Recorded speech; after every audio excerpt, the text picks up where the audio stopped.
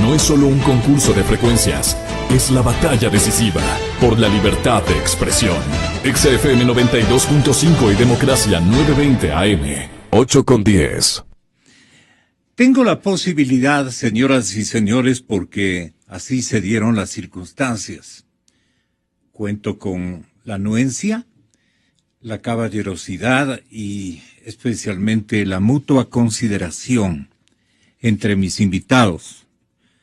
El señor doctor Washington Pesantes, candidato a la presidencia de la República, pero para el tema que nos ocupa, fundamentalmente, ex fiscal general de la República.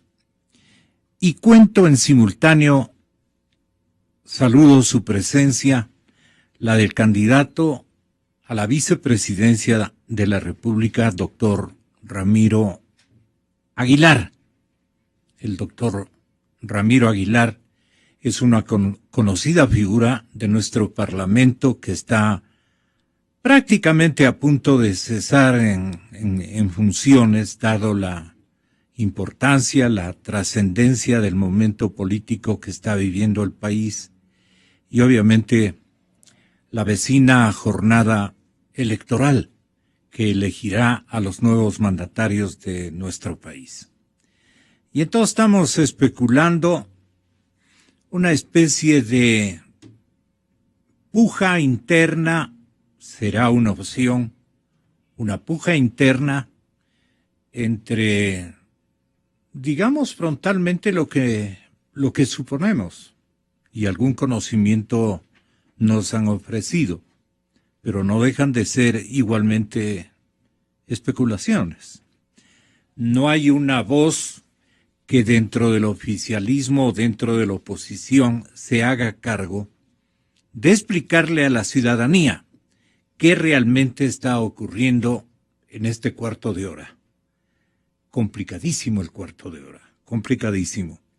Entonces, al saludar a Washington Pesantes y al señor doctor don Ramiro Aguilar, queremos solicitarle al doctor Pesantes que nos exhiba una hoja de preocupación concreta, contundente, respecto a, no a qué hubiera hecho, porque también hubieron negligencias, muchas de ellas dirán culposas, la gente que nunca entendió la verdadera misión que usted cumplió en aras de que en el Ecuador se respete la institucionalidad y no corran peligro estabilidades de autoridades, qué sé yo.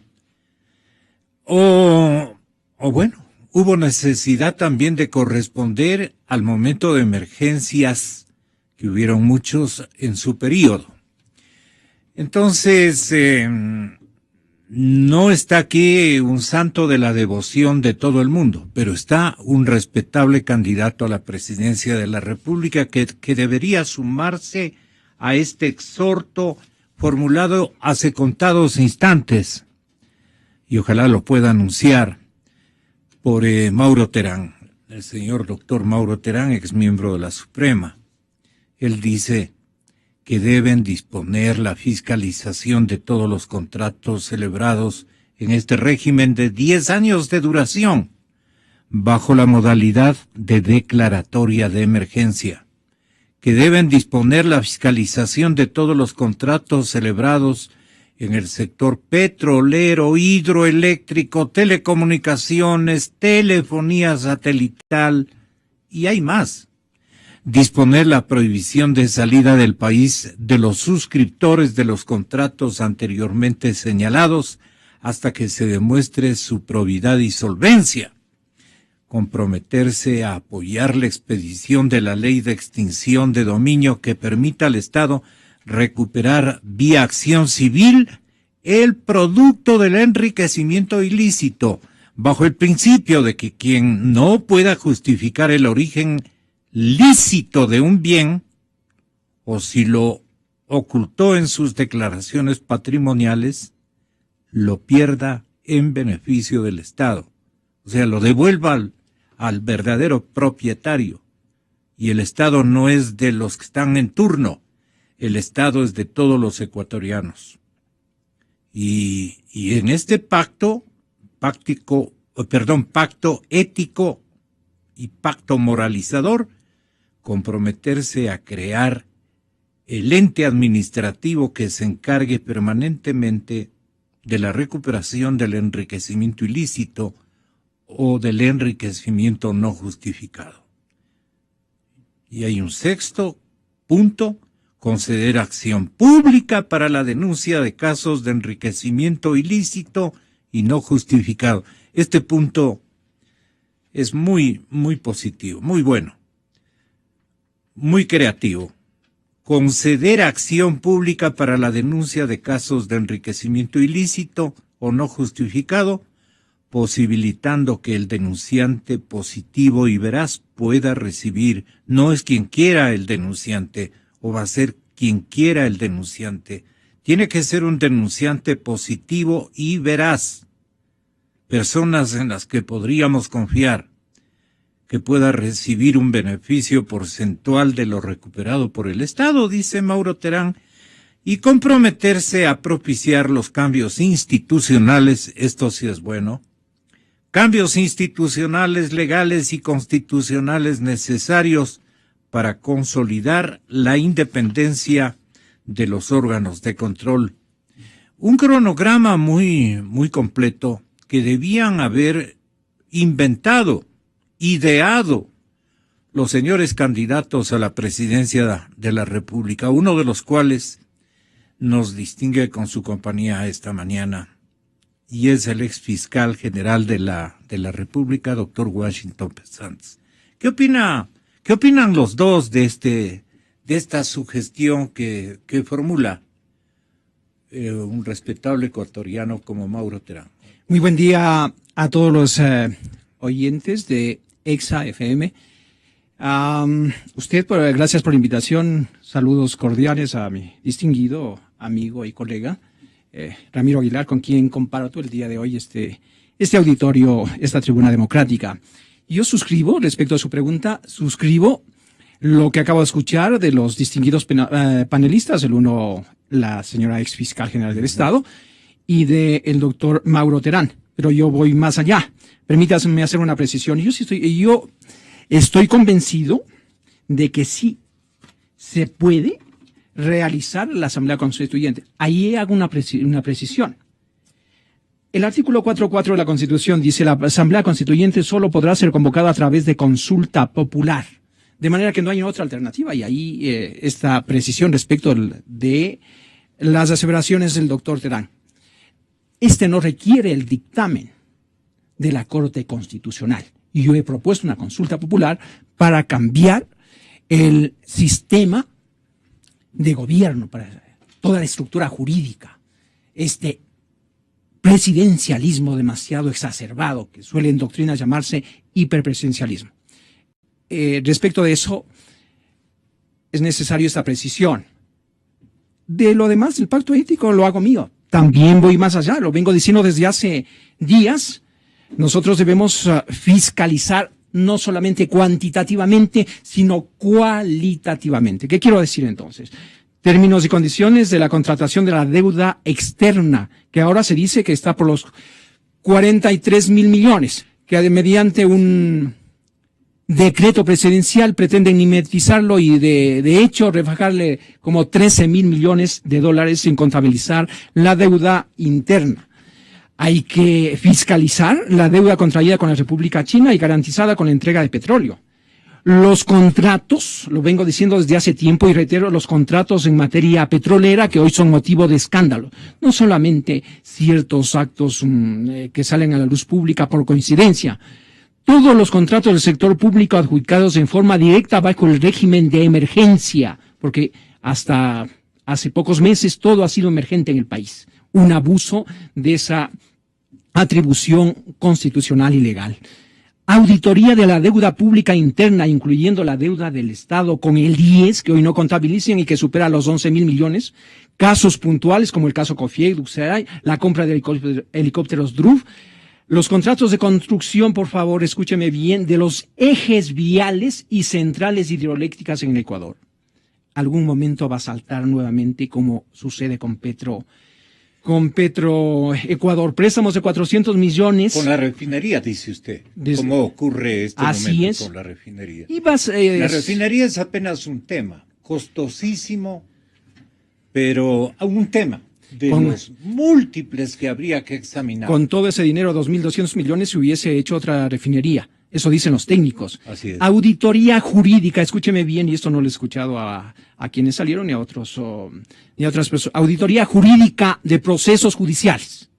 Más allá de que algunos hayan prescrito por sanidad pública, es imprescindible auditar procesos como el caso del Diario Universo, el Chucky 7, explotación del caso petrolero Palo Azul, que a algunos les disgusta, asesinato del general Jorge Gabela, proceso contra Chevron por supuesto impacto ambiental, el proceso constitucional realizado en el caso de la Cervecería Nacional. Es decir, casi todos estos casos que el señor fiscal los ha archivado. Hay que auditar los procesos de concursos de méritos y oposición para la designación de las máximas autoridades realizadas por el Consejo de Participación Ciudadana. Y esto tiene íntima vinculación con lo que usted me estaba preguntando.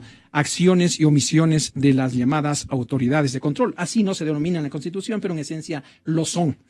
De manera que estoy de acuerdo con ese pacto ético. Ahora, ¿es suficiente? Eso es una declaración de buena voluntad.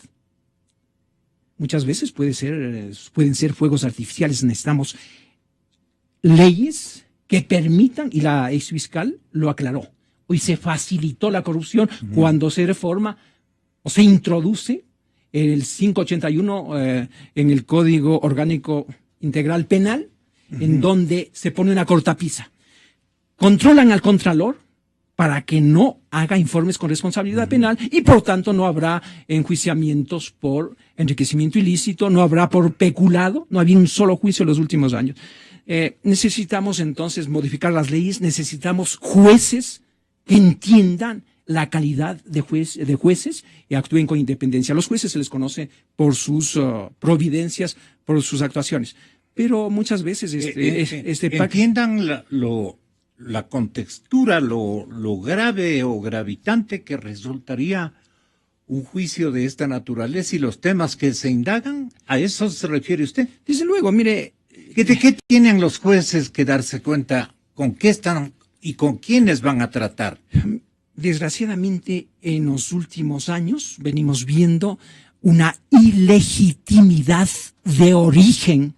Puede ser formalmente constitucional a través de este Consejo de Participación Ciudadana la designación de autoridades. Hoy estamos preocupados básicamente por la actuación o por la omisión de fiscal y contralor. Y yo hablo de ilegitimidad de origen porque usted estará de acuerdo conmigo. Se nombró al señor Contralor General del Estado en base a un pacto. Por eso que tanto se ha manoseado el término pacto que yo no lo creo.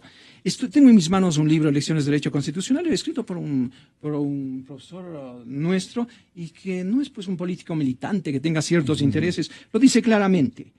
El efímero acuerdo se dio con Sociedad Patriótica a comienzos de este gobierno del expresidente Lucio Gutiérrez a cambio de la consulta popular.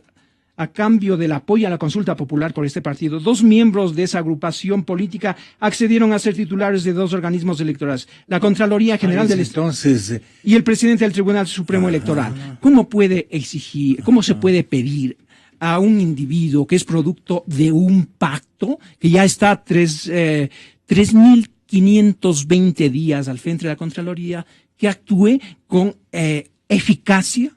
Yo no podría pedir conocimiento, porque no lo hemos conocido en el ámbito jurídico, algo de independencia que haga que se preserven los intereses del Estado, vale decir el patrimonio del Estado.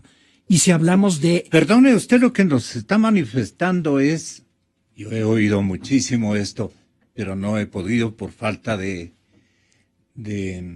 respaldos o de evidencias o de declaraciones, qué sé yo, no he podido manifestar a mi audiencia por lo delicado que resulta.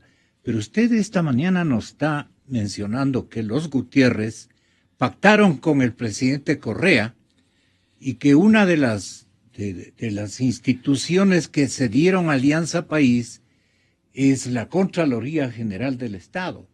¿Y cuál otro? El Tribunal Supremo Electoral. Mire, está publicado y todos lo sabemos. Se conoció, dice en la página 205 de ese libro, se conoció que el ministro de Política o de la Política había realizado un acuerdo clave con un bloque político de legisladores para vencer la resistencia del Congreso y obtener el apoyo necesario para convocar a la consulta popular. Así es como se designó al señor Contralor General del Estado. Y luego ya sabemos de su actuación o de su omisión. Punto 1. Y asimismo podemos hablar de la, entre comillas, legitimidad o legitimidad de la designación del señor fiscal general del Estado, del doctor Chiriboga.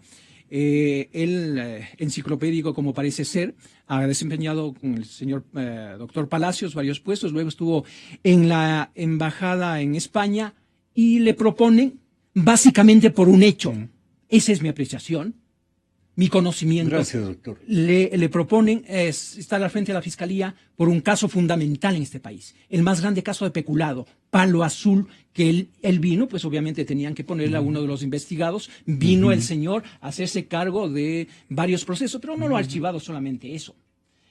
Archivó Palo Azul y lo que es más vergonzoso, aquí tengo la sentencia en donde condenan a los ecuatorianos que investigamos y defendemos los derechos del Estado. Yo investigo y acuso Palo Azul, viene el señor Chiriboga, hacen archivar y dicen condenen a los investigadores, un hombre de 90 años, como es Alfredo Alvear, mi subrogante está pues en esa misma situación. Entonces, hablemos de la ilegitimidad de origen. Segundo, formación, y tú estarás de acuerdo, Ramiro, en el ámbito penal nadie le ha conocido al señor doctor Chiriboga. Nos conocemos entre los penalistas, en la académico, yo he sido profesor de la Universidad Católica, lo sigo haciendo en la Central, igual que Ramiro de una de las universidades. Bien, el señor, de lo que sabemos, fue comisario o intendente en tiempos de la llamada partidocracia en el ámbito penal, entonces un asunto de desconocimiento. De manera análoga al señor Contralor, de lo que sabíamos es que era funcionario del gobierno de Gutiérrez, después entregado a este gobierno totalmente, y su paso por las aduanas. De manera que no me extraña a mí, lo digo con claridad, con respeto, como debe ser, pero con las palabras textuales. Él actúa en la Contraloría como lo haría un aduanero. Hay aduaneros de los buenos y de los otros, pero aquellos aduaneros que dejan pasar los contenedores y le buscan en la maleta de mano, así mismo está haciendo el señor Contralor cuando busca a los pequeños municipios, las pequeñas cosas domésticas. Él no entiende lo que es el principio de oportunidad, que no solamente es en materia penal, y entonces ha dejado pasar los grandes casos. Mire usted, ¿qué reacción ha tenido el Contralor respecto a estos casos de control? El señor Contralor ha intervenido en casos como hasta hoy no se sabe de su existencia, cuando ya debería haber informes sobre peculado y no existe. Ese es el delito mayor, los otros son delitos medios, ¿verdad, Ramiro? Y aquí no le voy a leer la Constitución, Este es un periodista muy informado de la Constitución, la ley orgánica de la Contraloría. ¿A cambio de qué? Me refiero a las autoridades. Bueno, es obvio. ¿Cómo es posible? ¿Cómo entiende usted? Y se habla de ética, por ejemplo, por eso yo no creo mucho en eso, siendo un valor, aquí no se lo practica. ¿Cómo es posible que el que preside el Consejo de Participación Ciudadana, porque la Contraloría es parte del Consejo de Participación Ciudadana, ¿estamos de acuerdo? Veamos, es un segmento. usted me permite. Ahora, él presidió para bailar, dice. Cuando va diciendo, el señor fiscal me está pidiendo que libere, que desincaute Empagran, empresa de los Isaías, y el señor Chiriboga no lo niega. Después esa empresa de 5 o 6 millones de los testaferros de Isaías es devuelto. Bueno, cuando el señor fiscal, yo encuentro a la Corte Constitucional por la vergüenza del caso cervecería, viene invitado como hemos llegado a este cuando yo fui fiscal, enjuicié una sala completa, les distribuyeron una sala de la Corte Suprema. Claro, fue polémico y algunos no me quieran. Yo llegué ahí para que me quieran. Permítame decirle, sin duda tiene documentación Abdalá Bucaram Jr., ¿no es cierto? Su padre, 20 años en Panamá, va a estar 20 años, debe haberle proporcionado, desde luego, y no estoy haciendo juicios de valor negativo, ni mucho menos, pero eso es así. Yo creo que más favor le haría al país diciéndolo ahora, porque si bien es verdad lo que dice Ramiro, se lanza Abdalo, con quien saludo respetuosamente, desde luego. Si bien es verdad, él correría el riesgo porque no tiene inmunidad, pensemos en el sentido contrario.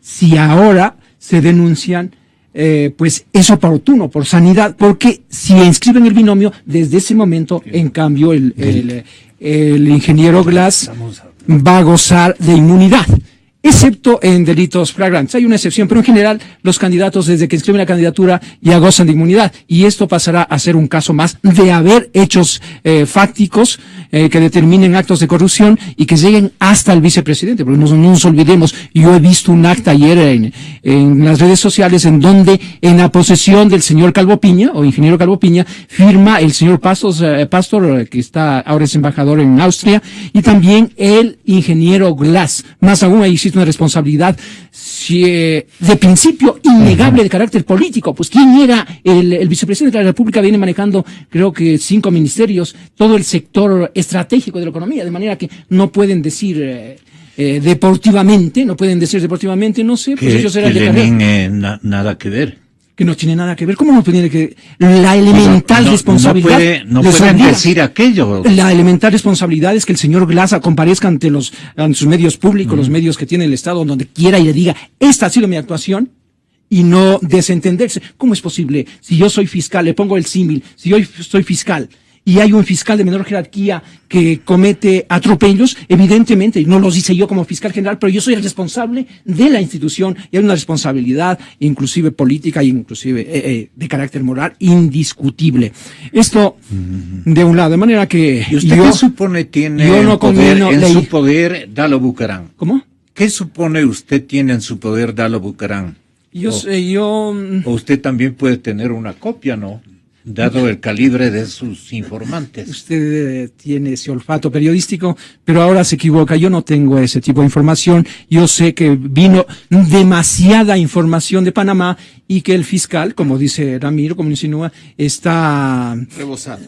Sí, está rebasado, está en una situación incómoda y lo está en cómodos capítulos involucrando por delitos menores.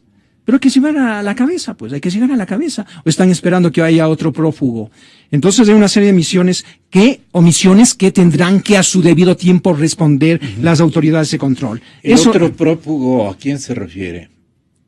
¿El otro prófugo? Hay varios, ¿no? Son parejas y familia. Y ya están, pues, mire ustedes, son tan inocentes que a los que les dictaron medida de prisión preventiva, les sustituyeron para que ya creo que están 17 fuera, y ellos, bueno, creo que se habrán presentado la primera vez, después desaparecieron. Cuando ya se aseguran de que esté fuera del país, ahí ya revocan esa medida de confianza que es no salir del país, me hago entender.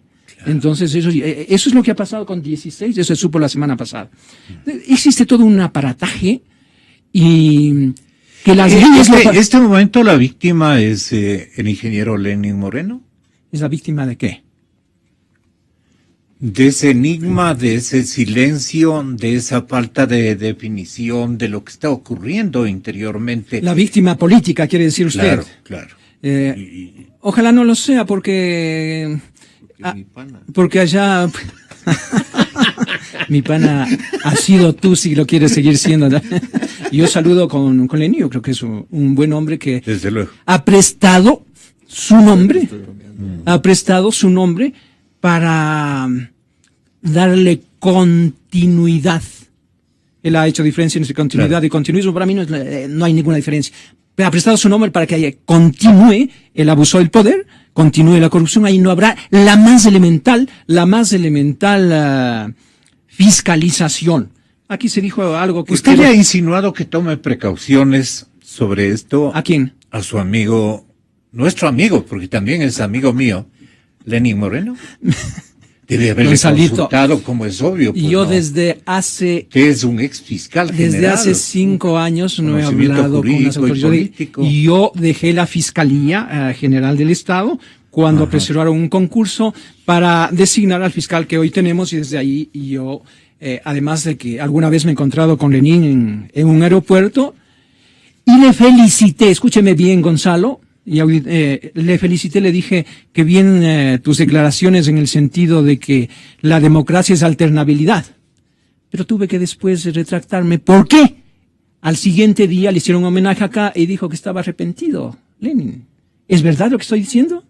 Él dijo acá cuando vino de su autoexilio de Ginebra, vino acá y dijo, aquí debe haber alternativa, aquí deben en definitiva haber otros líderes, no estoy de acuerdo con en definitiva con la reelección indefinida, pero después se retractó. No he vuelto a hablar con ellos. Permítanme decir algunas cosas que quedan pendientes. ¿Usted conoce algo del señor Arturo Pinzón? No, he escuchado una canción de los hermanos Pinzón, pero del señor no sé nada. Mire, quiero decir, aquí se habló de pacto ético y se dice de acción pública. Mire, si eso está en la ley y en la Constitución, todos tenemos la posibilidad y hasta la obligación moral.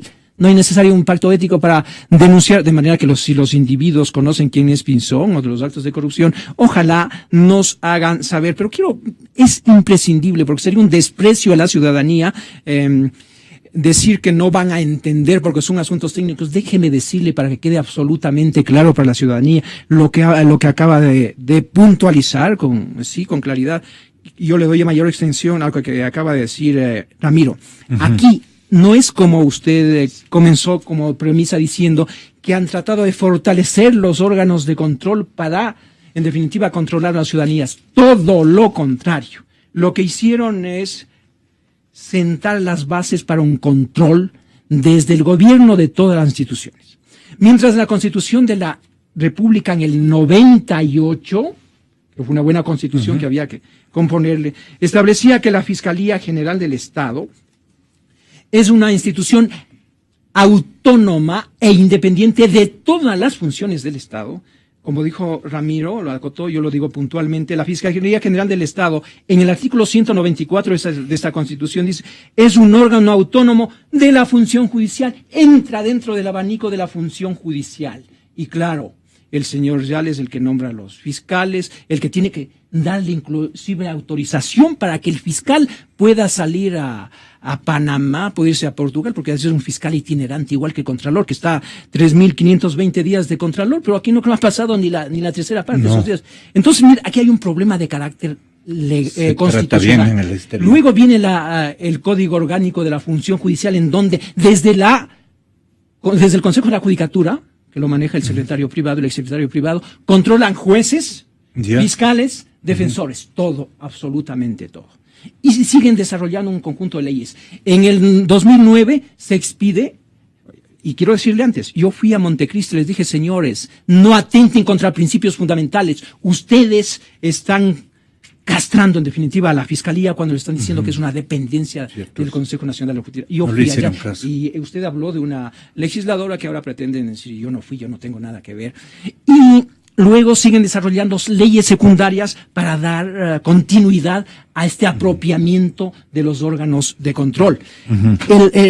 Esto que hemos hablado bastante y que no tiene que olvidarse, del permiso, en definitiva, el permiso del Contralor para seguir los casos de peculado tiene su historia y permíteme decirle, le voy a hacer una afirmación contundente. Yo comienzo, después de haber hecho una carrera en la Fiscalía, a investigar casos de corrupción, inicio casos de peculado. Como se me insinúa de que no debía investigar ciertos casos, yo evidentemente, yo no fui fiscal de la Revolución Ciudadana, sino fiscal general de la Nación, fiscal general del Estado, como dice la Constitución. Entonces, ¿de qué manera había que controlar al fiscal? En el mes de marzo, me parece que el 11 de marzo del 2010, escúcheme bien, desde la Secretaría de la Presidencia de la República, con el auspicio, entre comillas, del Contralor, hacen una resolución y envían a la Corte Nacional de Justicia, esa corte que, salvo honrosas expresiones, fue peor que la Pichicorte. Dios le dijo más de una vez.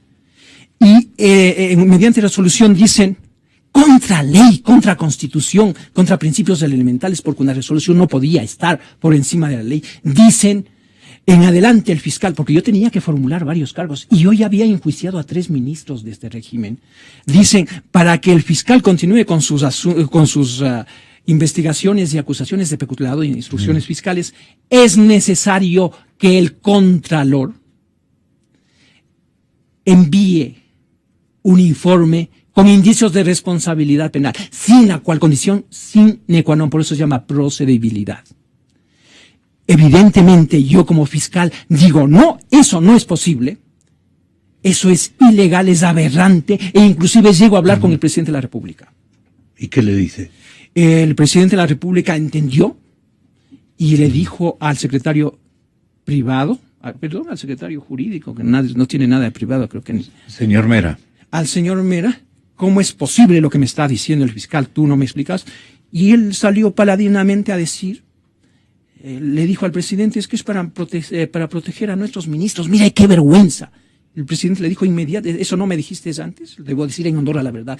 Pero pues el presidente se desentendió o simplemente se dejó convencer como se ha dejado convencer y repite que tenemos la mejor justicia del mundo cuando vivimos el peor momento de la justicia. Entonces ese es el antecedente. ¿Qué hago yo? Acudo a la Corte, en ese momento no sé si Suprema o porque aquí o Nacional era ya, porque ya desinstitucionalizaron, no es lo mismo Suprema que Corte Nacional. Entonces les digo, señores, ustedes han hecho tan mal esto y con paladina ignorancia porque están diciendo que en todos los casos de peculado significa que en los asuntos de peculado bancario le van a pedir también al Contralor. No, pues no sean tan ingenuos. Eso es cuestión de la Superintendencia de Bancos. Y entonces dice, el fiscal tiene razón en esto, le componemos, pero en lo demás seguimos adelante. Y yo sigo, y yo digo, eso es, lo que ustedes han hecho es inconstitucional, hasta que llega un momento que que pido audiencias para formular cargos por peculado, y dicen, no, ¿dónde está la resolución del Contralor? No lo tengo. Lo prueba, lo presentaré en su momento. No, ahí se retiraban los jueces. Eso era el 2010. ¿Y usted qué hizo? Yo acudí a ¿Qué hizo con los jueces? ¿Qué hice? Evidentemente, además de denunciarles públicamente, acudo al único instrumento, el único camino que cabía era acudir a la Corte Constitucional y pido que se declare sin efecto esa resolución. Hasta el 9 de agosto del 2014, es decir, más de 4 años después, ni siquiera fue admitido a trámite por el señor Pazmiño, a quien yo enjuicié por el caso Cervecería. Entonces, luego del 2014, ya yo me alegré cuando dije a lo mejor Ramiro o otros abogados les dijeron en el Congreso, no pongan esa resolución en el código, no le transformen a ley. Pero después fue la presidencia y lo pusieron el artículo que yo lo tengo aquí. Permítame para que no haya... El Código Orgánico Integral Penal en el artículo 581, numeral 3, segundo inciso. Escúcheme bien. Para el ejercicio de la acción penal por los delitos de peculado y enriquecimiento ilícito, constituye un presupuesto de procedibilidad. Es decir, sin la cual no. Que existe un informe previo sobre indicios de responsabilidad penal emitido por el Contralor. Controlen al Contralor, que ya esté controlado. Y desde hace 6 años no existe un solo caso capitulado. Ahora, en esencia, lo que se está cometiendo, esta serie de delitos en Petroecuador, en Petrocorrupción, sería, ¿no es cierto? Son delitos de peculado, pero están persiguiendo delitos menores. Y no salen, nos ven la cara de ingenuos y dicen, el peor castigo para estos señores es que tendrán que estar fuera del país. Ah, claro, pues estar fuera del país con los bolsillos llenos, muchos quisieran estarlo, pues.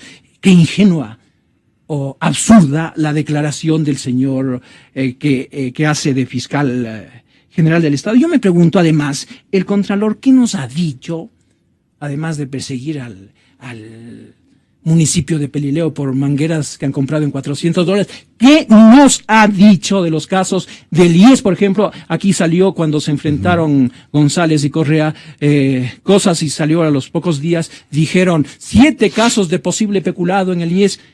sacaron en la prensa y después parece que lo esconden. ¿Qué pasó con los actos de corrupción del Consejo Nacional de la Judicatura? Uno de ellos, una guinda del pastel, $23 millones, un caso de tecnología que hasta hoy no lo entrega. ¿Qué pasa con los edificios que están abandonados allá por la Pulida y que construyeron sin permisos municipales y sin enterarse que debajo habían túneles? ¿Qué pasa con...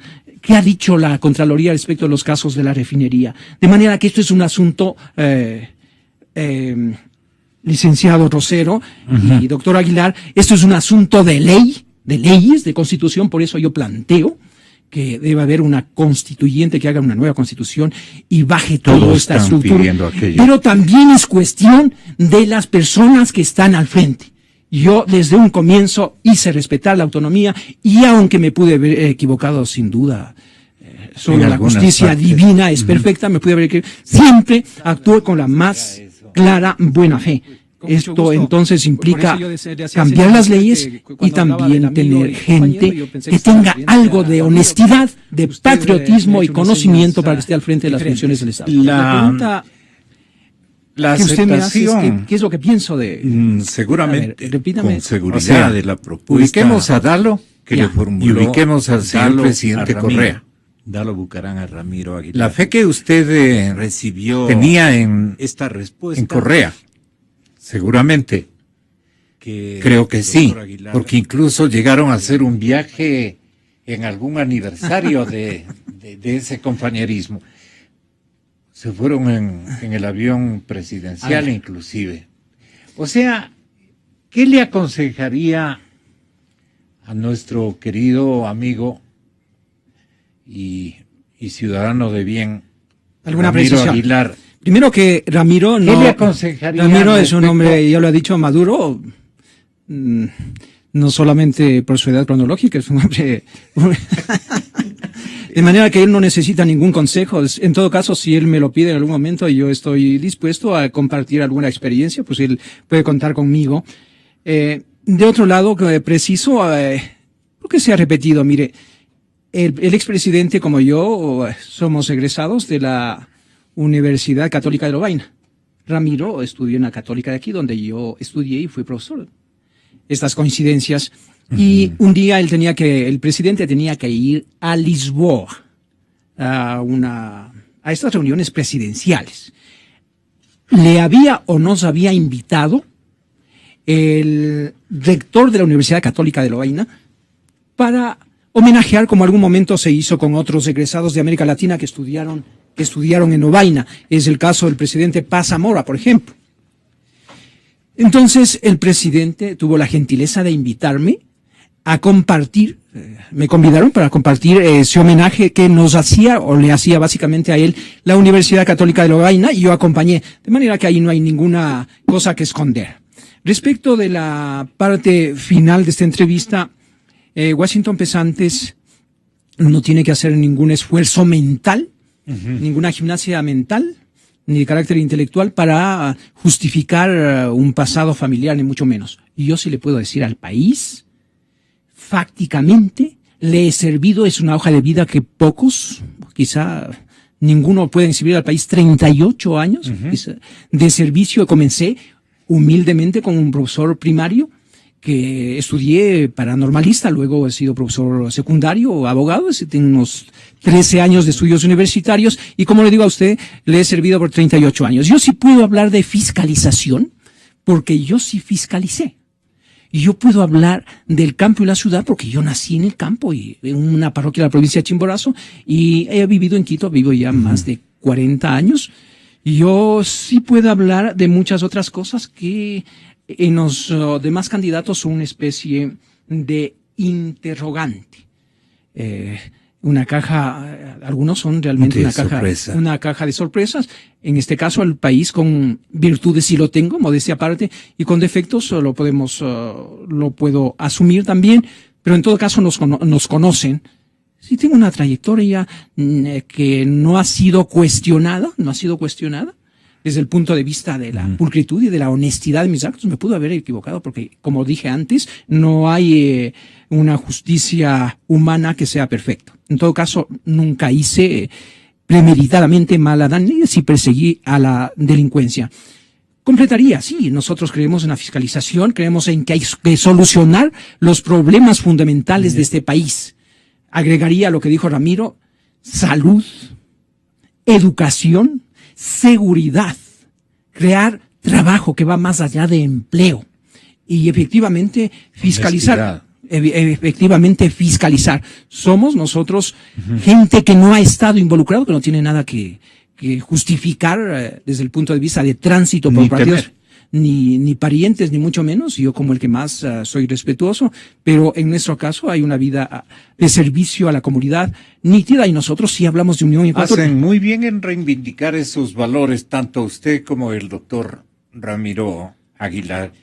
Y por eso yo confío y confieso a la ciudadanía ecuatoriana que tengo mis personales limitaciones como para, no haciendo uso de lo que refirió el candidato a la vicepresidencia del señor Dalo Bucaram, sino porque he conocido, genéticamente he conocido y he tratado,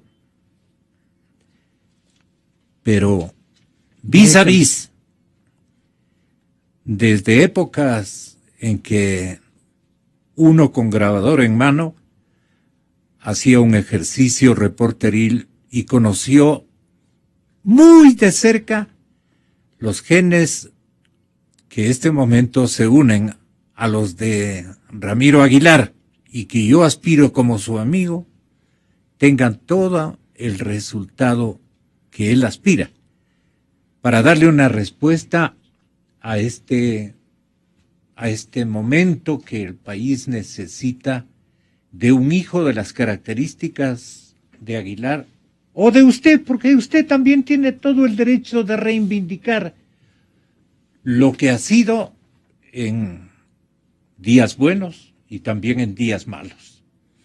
Han habido días malos, páginas que no hemos podido entender y comprender adecuadamente, no por falso oficio periodístico, sino porque las cosas se tejen y a veces se enredan y lo que uno pensaba de una persona pasa a ser otro el resultado histórico de esa persona. Su contribución puede pasar a tener un ámbito de controversia, genera escepticismos, genera dudas, falsos calificatorios de parte de la población o de parte de ella. ¿Se refiere al binomio de Ramiro?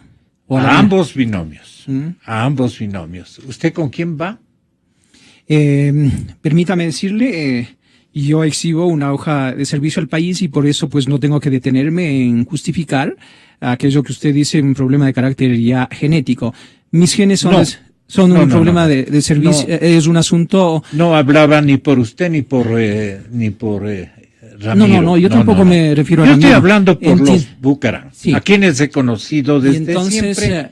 Como yo con no todo tengo... respeto a Dalo, con todo respeto a su padre, el expresidente Bucaram, y alma bendita al don Assad Bucaram, que también lo traté y fue un hombre muy cordial conmigo.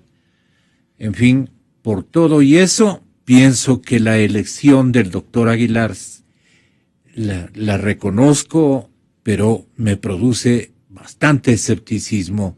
Y lo digo no por perjudicar a este gran binomio que han configurado y que puede tener un resultado cualitativo y cuantitativo en donde nos demuestre que hemos estado sumamente equivocados. Pero tampoco quiero poner en duda, licenciado, a ninguna persona. ¿Qué quiere que haga? Lo que yo sí le puedo afirmar categóricamente es que en mis genes está el servicio al país. Yo no soy de aquellos políticos que pasaron de un lado al otro en las distintas tiendas políticas, cambiándose de camiseta. Nunca estuve afiliado a partido político. Yo creo que aquellos que no hemos defraudado al país, aquellos que tenemos una hoja de vida de pulcritud, tenemos la posibilidad, la oportunidad de decir, esta es una opción distinta, del pasado reciente, distinta del pasado remoto, lo decimos sin ofender a nadie. Muy bien, Por eso doctor, convocamos a la Unión de los Ecuatorianos para salir adelante. Desde luego, tengo mis escrúpulos de carácter político, porque acabamos de ver en los días pasados, a nombre de salir de la crisis, se juntan tirios y troyanos, y ahí tienen su telón de fondo, que es que hay que rescatar la institucionalidad, cuestión con la que estoy de acuerdo, pero no puede servir de pretexto para las más vergonzantes, y no me refiero a Ramiro, a las más vergonzantes alianzas, mientras unos preparan la fanesca, otros vienen y se sirven la menestra, como diría el pueblo. En todo caso, está una hoja de servicio, pongo a consideración de la ciudadanía este binomio que será formalizado el día jueves, y pues la ciudadanía sabrá distinguir. ¿Cuál es el binomio? Es una persona de la costa. Yo le he servido desde la función pública, no estrictamente política, por muchos años al país. Alguien del sector privado complementará este binomio, y estoy convencido, será alguien que no tenga que justificar antecedentes familiares. Muchas gracias, doctor López Santos. Muy amable su concurrencia y todo el conjunto de circunstancias que se ha servido manifestar en estos micrófonos para acabar la orientación de nuestra sociedad. Muchas gracias. Señoras y señores, vamos a hablar del tema norteamericano con importantísimas figuras. ¿Alguien tiene la lista? Tenemos la lista de los invitados. Estará con nosotros Walter Spurrier, estará con nosotros Mauricio Pozo, estará con nosotros Andrés Páez. Estos dos últimos candidatos a la vicepresidencia de la República. La señorita Bustamante tiene una ocupación y un viaje que realizar y nos ha pedido excusarle. Pero aquí estamos para que nuestros líderes de coyuntura opinen sobre la era Trump. Más de 200,000 personas